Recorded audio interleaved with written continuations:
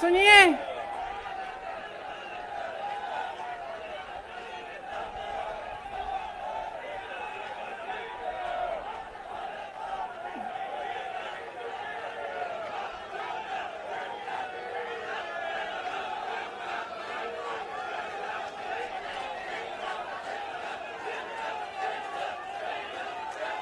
अब बोलो, इजाजत है? मेरे यूपी के भाइयों, बोलने दो। देखिए, यहां पे बैठे हुए मेरे मन में एक पुरानी बात आई। 32 साल पुरानी बात है। मई 1991 की बात है। मेरे पिता की शव यात्रा तीन मूर्ति भवन से निकल रही थी। अपनी मां के साथ और अपने भाई के साथ हम एक गाड़ी में बैठे थे। सामने भारतीय सेना की एक ट्रक थी, फूलों से लदी हुई थी। उसके ऊपर मेरे पिताजी का शव था। थोड़ी देर काफिला चला, 5-10 मिनट चला। फिर राहुल कहने लगे मैं उतरना चाहता हूं। तो मां ने मना किया।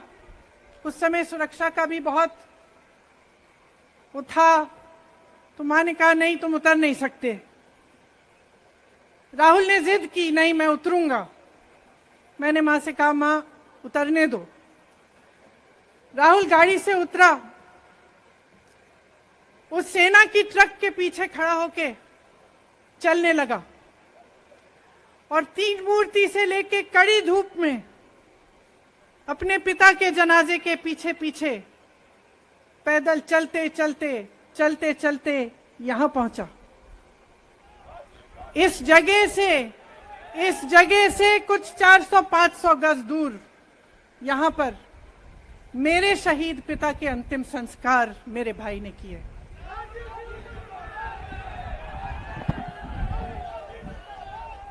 सुनिए, वो चित्र मेरे दिमाग में अभी भी है, मेरे मन में है। मेरे पिता का शव इस तिरंगे झंडे में लपेटा गया था। इस तिरंगे के नीचे मेरे पिता का शव था और उसके पीछे चलते चलते मेरा भाई यहां आया। उस शहीद पिता का अपमान भरी संसद में किया जाता है।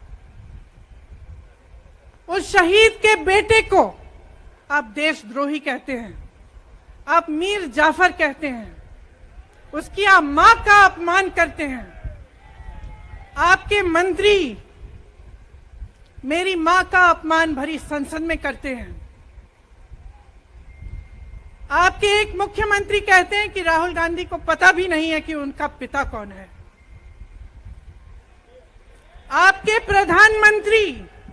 आपके प्रधानमंत्री भरी संसद में खड़े होकर कहते हैं कि ये परिवार नेहरू नाम को इस्तेमाल क्यों नहीं करता। पूरे परिवार का अपमान करते हैं।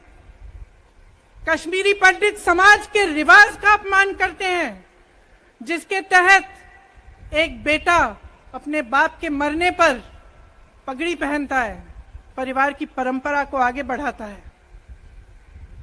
लेकिन आप पर कोई मुकदमा नहीं होता। आपको 2 साल की कोई सजा नहीं मिलती। आपको जेल की सजा नहीं मिलती। आपको संसद से कोई बाहर नहीं निकालता।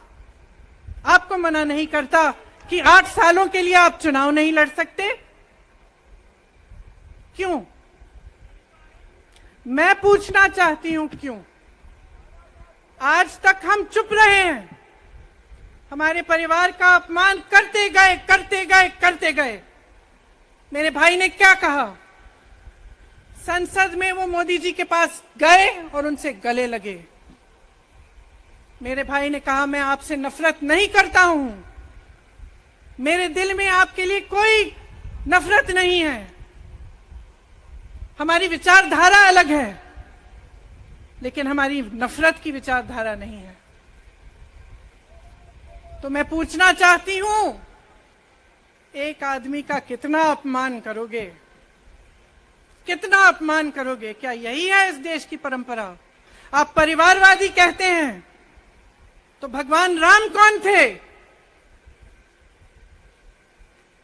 भगवान राम को वनवास में भेजा गया, उन्होंने अपने परिवार, अपनी धरती के प्रति अपना धर्म निभाया।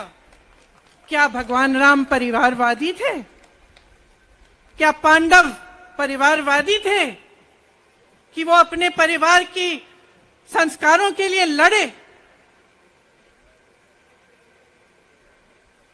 और हमें क्या शर्म आनी चाहिए कि हमारे परिवार के सदस्य शहीद हुए इस देश के लिए, कि इस झंडे में उनका खून है, इस धरती में उनका खून है, इस देश के लोकतंत्र को मेरे परिवार के खून ने सींचा है। और जो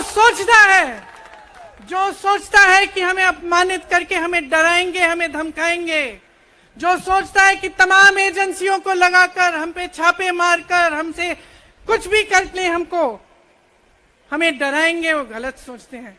हम डरने वाले नहीं हैं। हम और मजबूती से लड़ेंगे। हम इस देश के लोकतंत्र के लिए कुछ भी करने के लिए तैयार हैं। इस देश के लोकतंत्र को, इसकी नींव कांग्रेस पार्टी के महान महापुरुषों ने डाली है। कांग्रेस पार्टी लड़ी इस देश की आजादी के लिए और आज भी इस देश की आजादी के लिए ही लड़ रही है। कभी कभी मैं सोचती हूं, मुझे समझ में नहीं आता कि पब्लिक क्या सोच रही है। क्या देख नहीं रही है क्या हो रहा है? क्या आपको दिख नहीं रहा है कि आपकी सारी संपत्ति लूटी जा रही है, एक आदमी को दी जा रही है, गिने चुने उद्योगपतियों को सब कुछ दिया जा रहा है? किसकी संपत्ति है? ये राहुल गांधी की संपत्ति है, ये आपकी संपत्ति है। ये पीएसयू किसके हैं? किसके लिए बनाए गए? आपके लिए बनाए गए, जो ऐसे एक के बाद एक इनको बेचे जा रहे हैं, दिए जा रहे हैं। इसी से तो आपका रोजगार आता है। छोटे उद्योगों से, छोटे व्यापारियों से आपका रोजगार आता है। किसी बड़े अडानी से नहीं आता। रोजगार नहीं देते, छीनते हैं आपका रोजगार। तो आप समझ क्यों नहीं पा रहे हैं? आप गैस के सिलेंडर के लिए 1000 रुपए दे रहे हैं और यहां आपकी सारी संपत्ति किसी को सौंपी जा रही है। राहुल गांधी जी ने क्या कहा? अरे कौन सा इतना बड़ा जुल्म कर लिया कि आपसे 2 सवाल पूछ लिए, जवाब नहीं दे पाए ना, घबरा गए। और जो अहंकारी होते हैं, तानाशाह होते हैं, क्या करते हैं? जब सवालों का जवाब नहीं दे पाते तो पूरी सत्ता को लेकर जनता को दबाने की कोशिश करते हैं। जो सवाल उठाता है उसको दबाने की कोशिश करते हैं। आपने कभी सोचा है, आंखें खोलिए, आपने कभी सोचा है कि ये पूरी सरकार, ये सारे मंत्री, ये सारे सांसद एक आदमी को बचाने की क्यों इतनी कोशिश कर रहे हैं? इस अडानी में है क्या कि इसको आप सारी संपत्ति दे रहे हो देश की? 20 हजारों करोड़ शेल कंपनियों में इनके हैं और आप इन पे इंक्वायरी नहीं कर सकते। ये अडानी है कौन कि आप सब उनका नाम उठते ही बौखला जाते हैं और उनको बचाने में लग जाते हैं? देखिए, आप इस देश के देशवासी हैं, ये देश आपका है, ये लड़ाई आपकी है। आज तमाम नौजवान बेरोजगार क्यों हैं? हम इश्तिहार तो देख रहे हैं, होर्डिंग देख रहे हैं, मदर ऑफ डेमोक्रेसी लिखा है, कहते हैं कि हमारी अर्थव्यवस्था बहुत तेजी से आगे बढ़ रही है, तो इतने नौजवान बेरोजगार क्यों हैं? तो जहां जहां हम जाते हैं बेरोजगार नौजवान क्यों दिखते हैं? इतनी महंगाई क्यों है? इतनी महंगाई क्यों है? क्या आप इतने बड़े काम कर सकते हो लेकिन एक गैस सिलेंडर का दाम कम नहीं कर सकते? आप छोटे व्यापारियों की मदद नहीं कर सकते? आप